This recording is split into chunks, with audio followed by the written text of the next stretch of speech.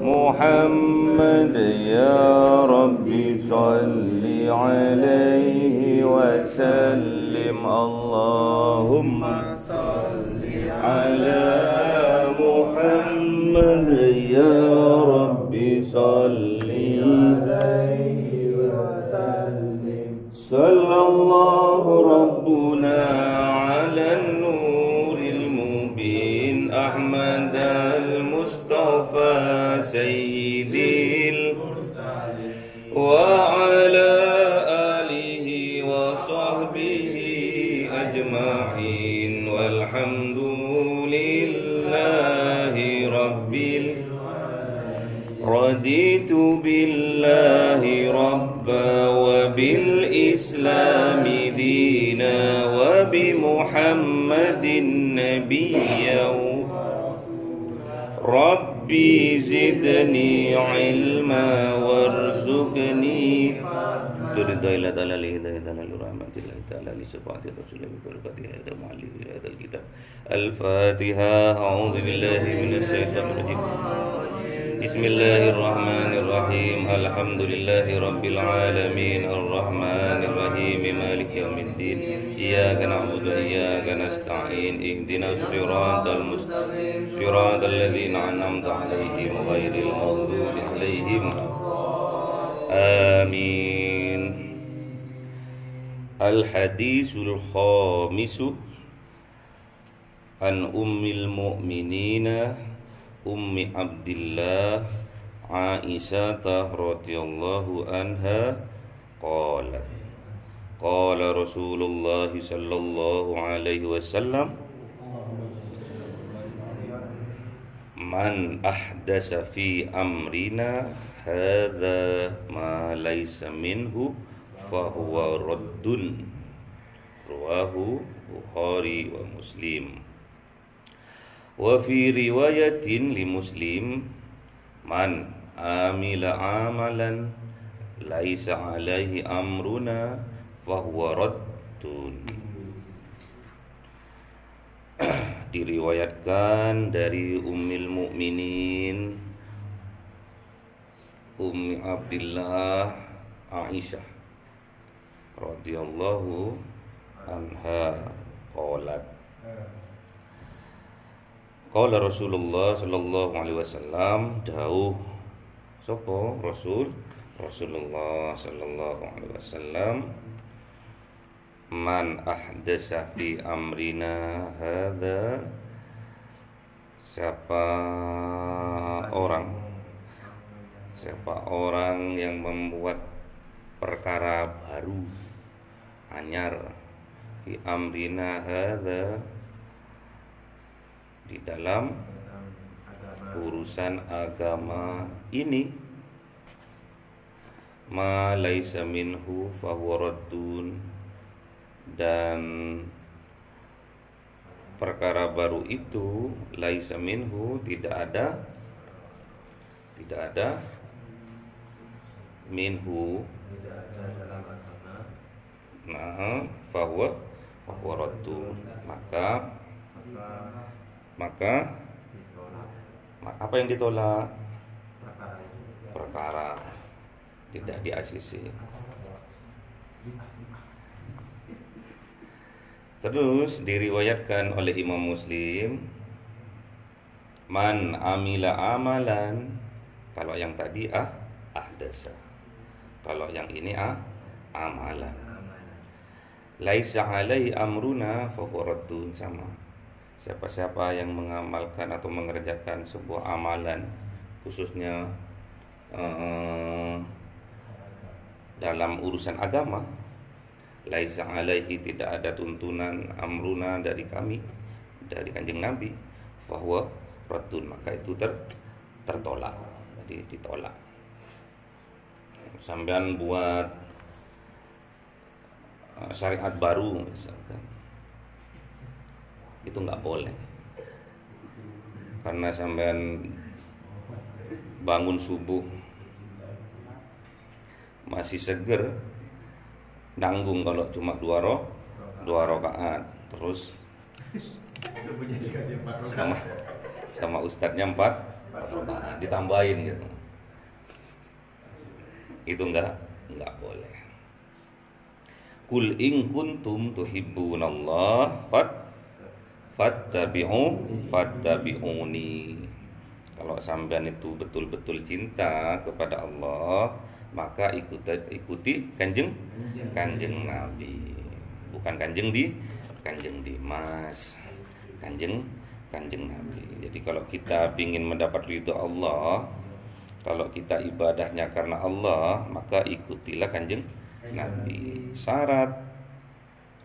Syarat diterimanya sebuah amalan, semua ibadah itu ada dua. Yang pertama harus ittiba kanjeng Nabi. Yang kedua harus ikhlas karena Allah, tidak karena yang lain. Wa'budullah la tusyriku bihi syai'an. Jadi kalau ibadah kepada Allah itu tidak boleh syirik, menyamakan Allah dengan yang lainnya, itu enggak boleh. Harus karena Allah, bukan karena lil mertua, bukan karena lil yayang, bukan, tapi karena lillahi ta'ala dan ittiba Rasulullah sallallahu alaihi wasallam. Itu ya kalau dalam hal ibadah. Yang penting kalau sekarang banyak hal-hal yang baru. Banyak ulama-ulama sekarang itu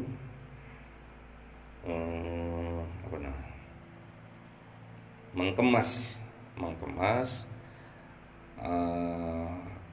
hal-hal yang masih umum dikemas sama para ulama, dijadikan sebuah wadah, dijadikan satu wadah. Misalkan tahlilan, terus baca yasin, terus tahlilan. Di dalamnya ada pembacaan surat-surat Al-Falaq, An-Nas, Al-Ikhlas, surat Al-Baqarah awal dan akhir misalkan. Yang awal gimana? Surat Al-Baqarah yang awal, Alif Lam Mim Dzalikal kitabu la raiba fi dzallil muttaqin, terus sampai selesai ya. Terus yang terakhir, surat Al-Baqarah yang terakhir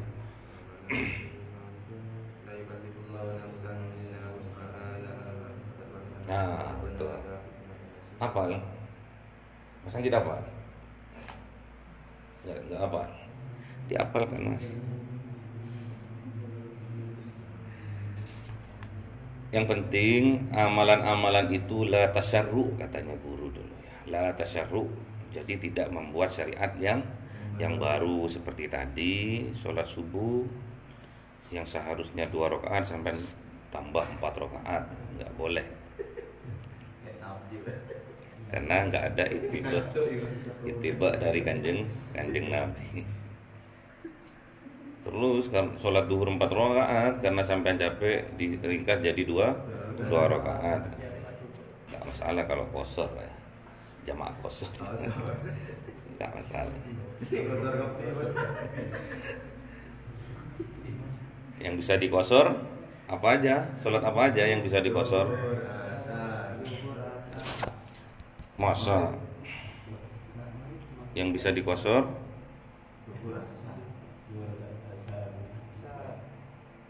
duhur sama yang jamak qashar maksudnya. Yang jamak qashar duhur asar aja. Terus yang bisa diqashar duhur asar isya. Subuh nggak bisa ya?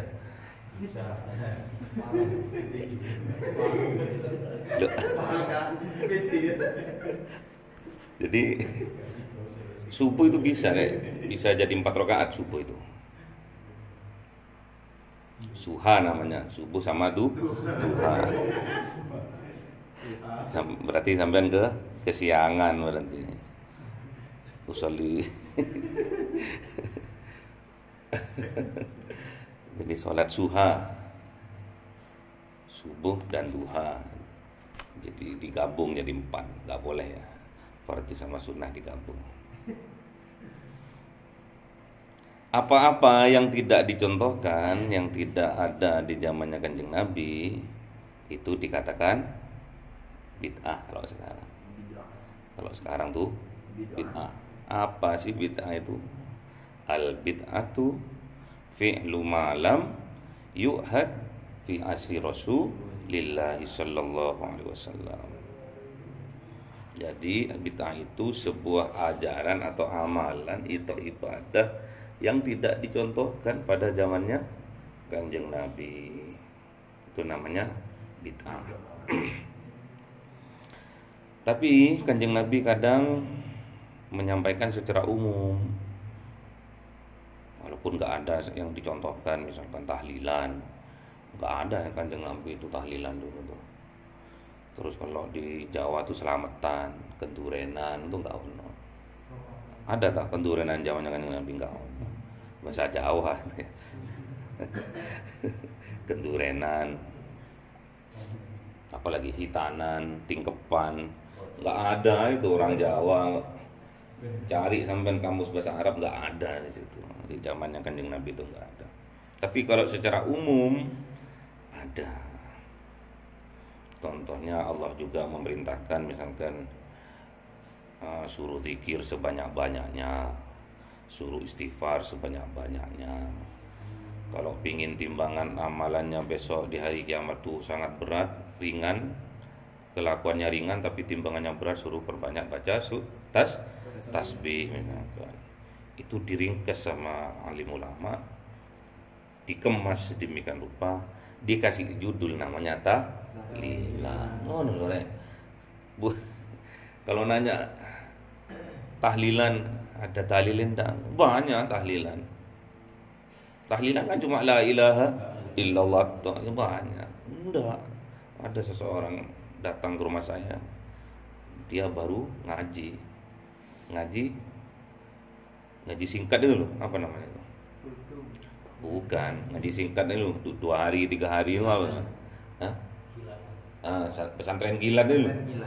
Datang ke rumah langsung assalamualaikum, duduk tanpa muqaddimah langsung nanya wis. Beri saya 1 dalil tentang tahlilan. Kalau ada, saya akan ikut tahlilan. Ada. Terus diem saya. Terus beri maaf kemarin saya nggak datang keselamatannya 7 bulanan istrinya jenengan. Oh iya, kenapa? Karena nggak ada contoh dari Kanjeng Nabi. Iya, Kanjeng Nabi nggak dicontohkan sama Kanjeng Nabi kalau istrinya. Terus berapa lagi tuh? 4 bulanan ya, apa itu? 4 bulan perocotan. Perocotan. Itu kan sudah dijelaskan kemarin waktu di Al-Qur'an, dijelaskan di hadis ya. Di hadis yang kemarin itu dijelaskan 40 hari yang pertama berupa nutfah, 40 hari yang kedua berupa alaqah, yang ketiga daging. Apa daging itu?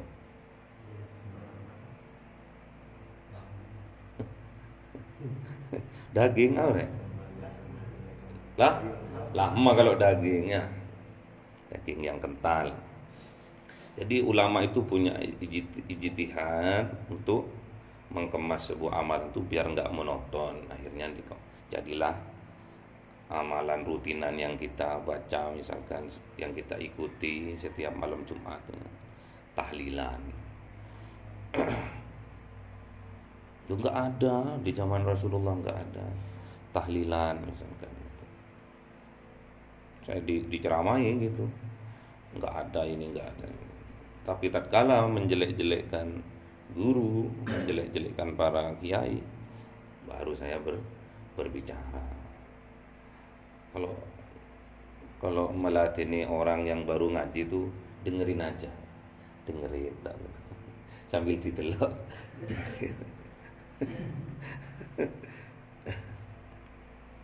Man sanna fil islami sunnatan hasanatan, siapa orang yang merintis di dalam Islam, di dalam agama kita ini, merintis sebuah amalan, sebuah tradisi, tapi itu baik, tidak bertentangan dengan sunnah, itu diperbolehkan.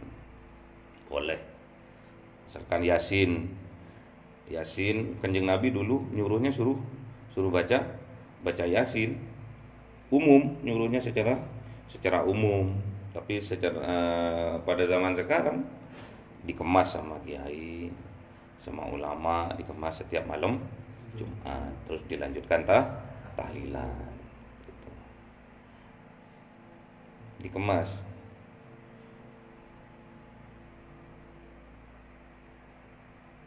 Apa kata Kanjeng Nabi? Man qara'ati Yasin fi lailatin asba'ah maghfurlah. Maghrib maghfur lahu. Siapa orang yang membaca Yasin di malam hari, maka di waktu subuh dia diampuni segala dosanya. Jadi kalau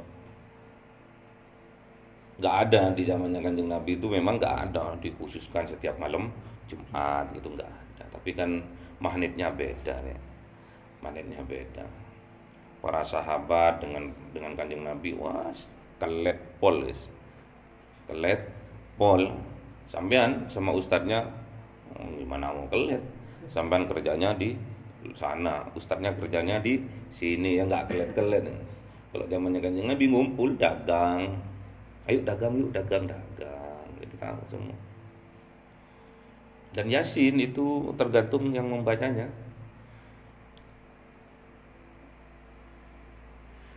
Dikhususkan untuk sesuai dengan kebutuhan, buat melet, bisa.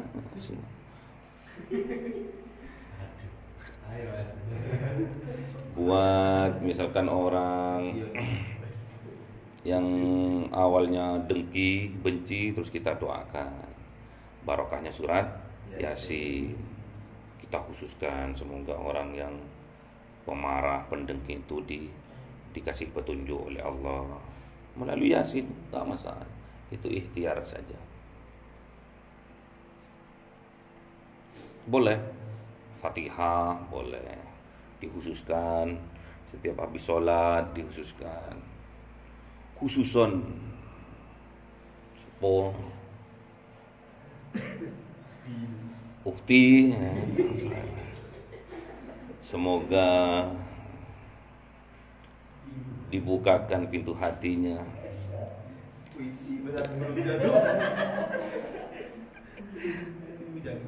dan diisi dengan rasa cinta.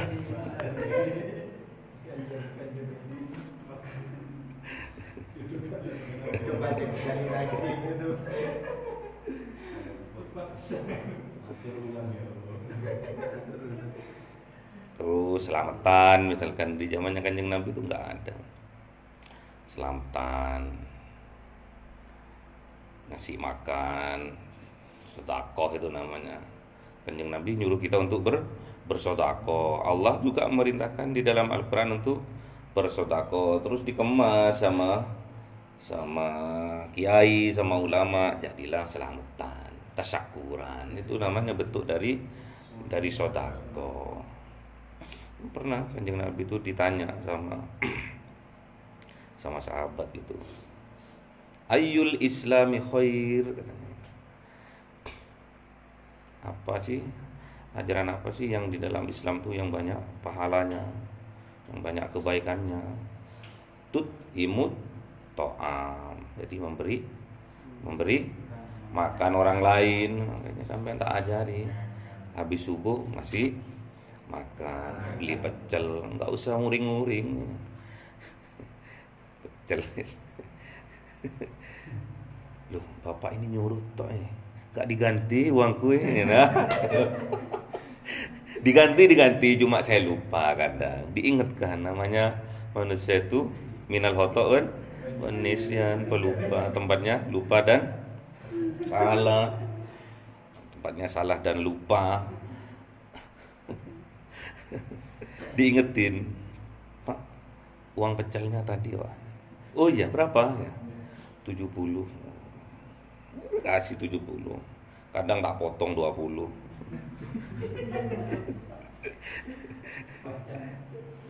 Jadi saya melatih itu dari hal yang kecil ya. Nggak usah langsung yang besar. Yang kecil, yang 20 ya gitu. Beli gorengan yang 20 nggak masalah. Yang penting saya kan sudah ngomong. Dan saya juga merintahkan nggak pakai duit kan ya. Mas, beli pecel gitu kan.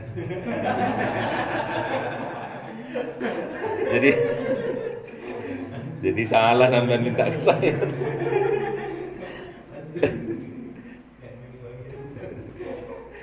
Waduh, udah tahu. Wow, berarti bapak ini kalau nyuruh berarti nggak usah minta uang ini sekarang.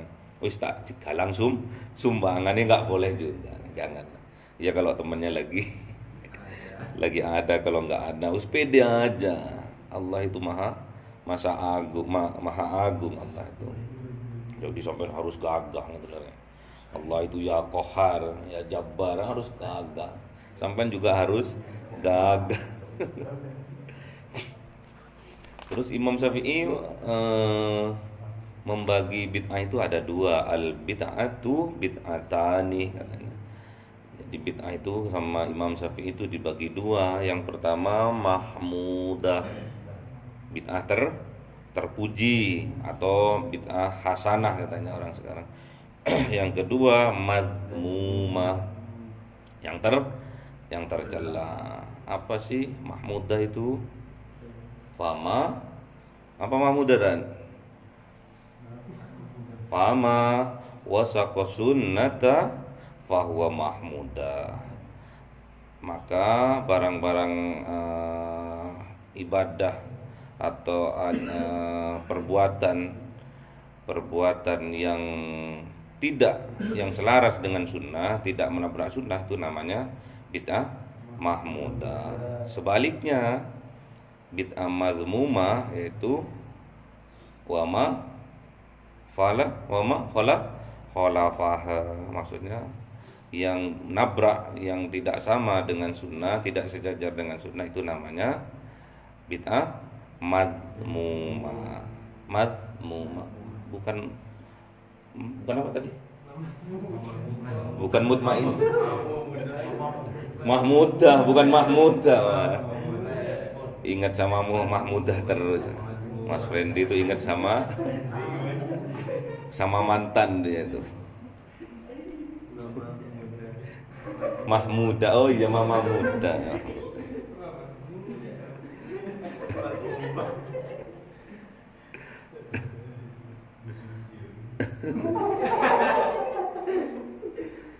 Jadi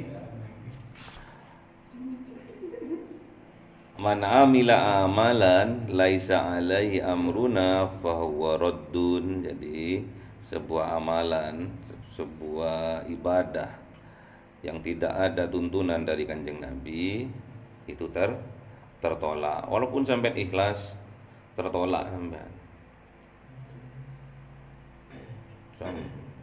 Syarat ibadah itu kan, syarat diterimanya ibadah ada dua. Satu, ikhlas karena Allah lillahi ta'ala. Kedua, ittiba Rasulillah. Sampai ittiba Rasulillah, misalkan sedekah, sampai enggak ikhlas, hampir diterima. Hampir. Kan proses. Saya sama bapak disuruh sedekah, suruh infak ke masjid 100.000. Keluarkan dari dompet, ada 2.000, ada 100.000. Bingung kan, bimbang mana ini yang. Tapi terpaksa 100 gak masalah. Terpaksa 100 gak usah noleh ya.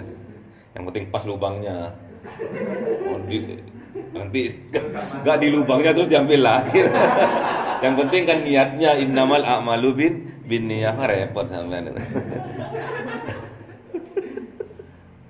Dipaskan ke lubangnya terus jangan dilihat. Sudah mau diambil malu kan, sudah jalan kan kotaknya itu kan. Aduh berat gitu, kayak ada yang hilang. Nggak masalah. Memang harus dipaksa. Awal itu memang harus dipaksa. Malam pertama juga harus dipaksa. Harus dipaksa. Kalau nggak dipaksa, nggak sukses sampai. Nikah, habis nikah dijarno ambek sampean. Nggak jadi sampean.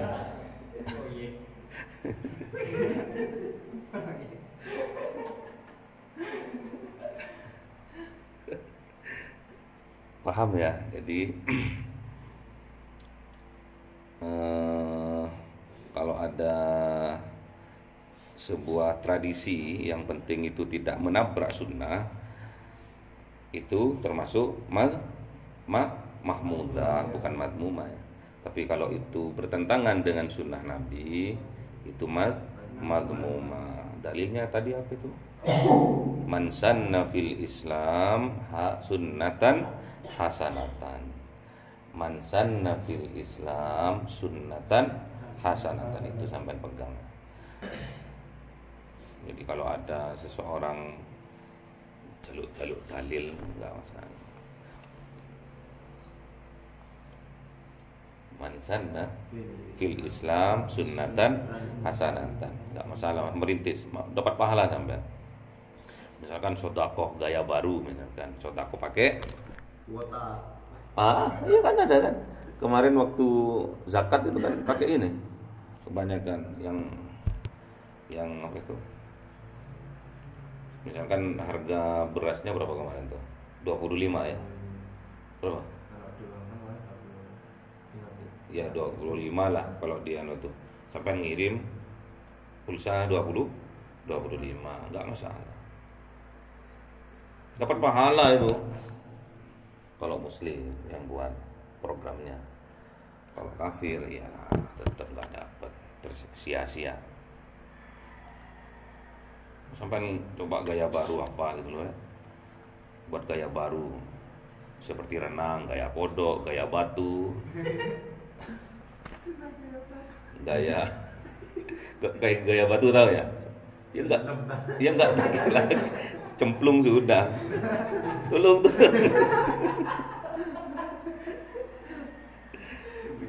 Gaya baru, nggak masalah. Coba sedekah gaya baru. Mungkin apa itu? Senyum pakai apa itu? Pakai emoticon. Itu mungkin ya. Nggak tahu dinilai apa sama Tuhan itu. Yang penting sampai semparkan senyum. Selamat pagi, gitu kan. Assalamualaikum. Terus dibalas cemberut. Wah itu dosa, itu nggak boleh. Senyum. Apa itu dinilai? Wallahu a'lam. Kita nggak. Yang penting kita ikhtiar saja. Ada juga dulu dari segi SMS ya, dulu kan masih zamannya SMS. Kalau kita sopan ke orang lain itu SMS-nya pakai huruf kecil. Kalau kita marah sama orang itu pakai huruf kapital yang besar-besar. Saya nggak tahu hal itu. HP saya waktu itu nggak bisa dipencet apanya gitu loh, bintangnya itu loh, untuk ngecilkan, untuk besarkan itu loh, kan ninut dulu. Tulisannya besar semua. Ditelepon malah, ngapain sampai SMS bu marah-marah loh, mana ada kata-kata marah, saya ulang lagi itu. Itu kan hal yang baru. Tapi kalau yang dimaksudkan hadis ini hal baru dalam ibadah. Man ahdasah itu baru. Man ahdasa fi amrina hadza ma laysa minhu fahuwa raddun, sama tertolak. Jadi enggak boleh kita membuat syariat-syariat baru seperti tadi, enggak boleh. Atau hadis yang kedua itu yang menegaskan lagi amalan baru enggak boleh. Kalau enggak ada contoh. Kan enggak ada contoh langsung, tapi secara umum ada. Misalkan Kanjeng Nabi suruh baca Yasin setiap malam, maka hamba itu akan terampuni di waktu subuh. Kalau nggak dikhususkan gitu, sekarang kan umatnya udah bukan sahabatnya, sudah umatnya, magnetnya udah jauh, udah hambar magnetnya itu. Kalau kan zamannya sahabat terusnya terpelet langsung. Jadi harus diinikan. Pernah sahabat juga majelis ilmu juga, Kanjeng Nabi juga nanyakan, tiap malam majelis ilmu terus. Setiap malam majelis ilmu terus ditanya sama Rasul, "Hei sahabat, enggak bosen aku itu?" Akhirnya sama Kanjeng Nabi tidak 1 minggu 1 kali. Ya Rasulullah, jangan 1 kali dalam seminggu, minimal 2 kali lah. Akhirnya 2 kali, akhirnya 3 kali. Jadi enggak tiap hari ngaji ndak.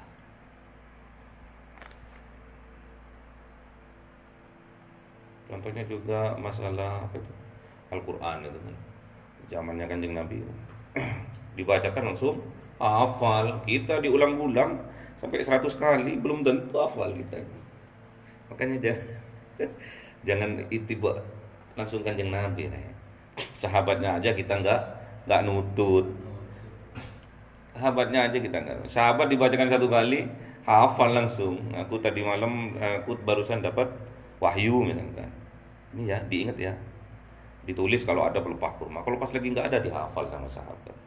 Kalau sampean, Mas, juz 30 Mas, lupa sudah, repot. Jadi jangan terlalu tinggi. Dari sahabat aja kita sudah jauh. Sahabat dibacakan 1 kali sudah hafal. Makanya waktu pemerintahnya Khalifah Abu Bakar pas waktu perang Yamamah, waktu perang Yamamah, jadi banyak kufat-kufat berguguran, meninggal. Disebutkan dalam hadis itu sekitar kurang lebih 70 meninggal. Terus Umar tuh ngasih saran sama Abu Bakar tuh, piye banyak yang meninggal, nanti generasi selanjutnya gimana Al-Quran. Terus settle kata orang malah itu settle pas dicetak itu pas waktu zamannya Khalifah Utsman bin Affan. Makanya terkenal dengan Mushaf Utsmani yang sekarang itu namanya Mushaf Utsmani. Ada juga mushafnya Syiah, ada juga. Jadi 3 kali lebih tebal dari Quran biasanya. Kalau mau beli aja, tapi di sana. Kalau di Bandar, di mana? Di mana itu? Syiah itu di Iran. Jadi kalau sampean mau beli mushafnya Ali di Iran, diyakini katanya mushafnya Ali, kata Syiah. Juga siapa tuh? Hal yang baru juga dalam penulisan Al-Quran. Dulu nggak ada titik-titik sama harokat, tajwid itu nggak ono, bid'ah itu. Tapi karena tidak bertentangan dengan sunnah, tapi malah support lah terhadap sunnah dalam mempelajari Al-Quran, makanya dibuat itu. Siapa yang nulis? Yang nulis titik sama harokat itu siapa? Abdul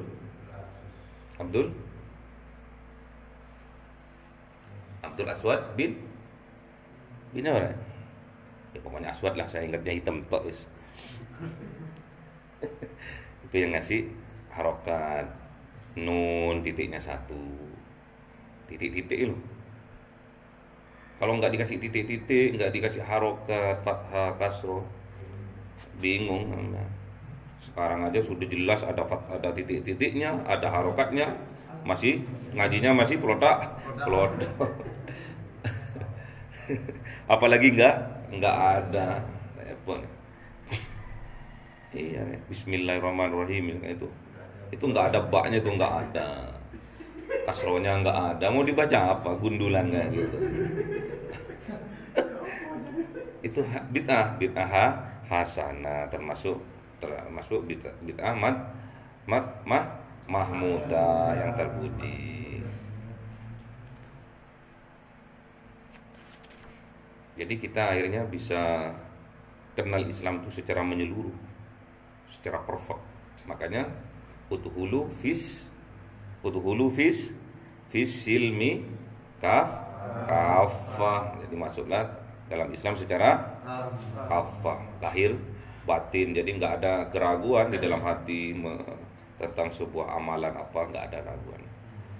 Yang penting sesuai dengan ittiba Rasulullah dan niatnya ikhlas karena Allah Subhanahu wa ta'ala. Semoga bermanfaat. Al-Fatihah. A'udzubillahi minasyaitonirrajim. Bismillahirrahmanirrahim. Alhamdulillahirabbil alamin. Arrahmanirrahim. Maliki yaumiddin. Iyyaka na'budu wa iyyaka nasta'in. Ihdinas siratal mustaqim. Siratal ladzina an'amta 'alaihim ghairil maghdubi 'alaihim waladdallin. Amin.